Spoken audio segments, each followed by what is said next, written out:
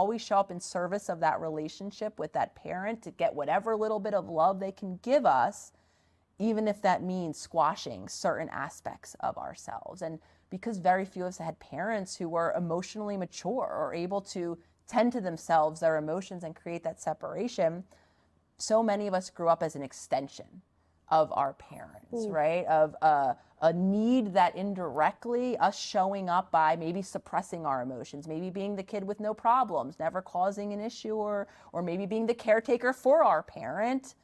Habitually over time, we do that enough, we actually think that that's how we connect to other people. That's how we once kept ourselves safe.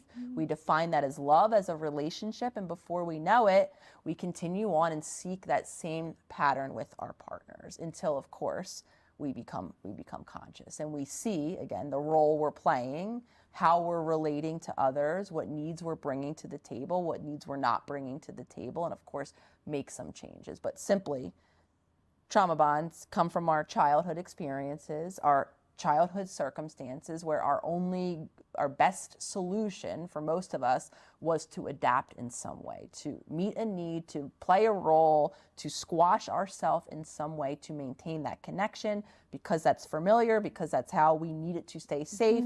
We continue to repeat that even though at our core we feel disconnected, unfulfilled, and unsatisfied ultimately.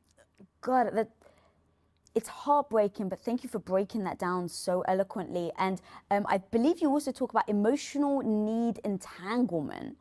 Talk to me about that and how that really does show up in people's lives with everything that we're talking about the thing that you take from younger childhood, so that people right now can really start to understand themselves. And that's what I freaking love about your book, is you're really trying to help people just like understand who you are, why you do the things you do, the habits, and then how we can work through them is so freaking beautiful.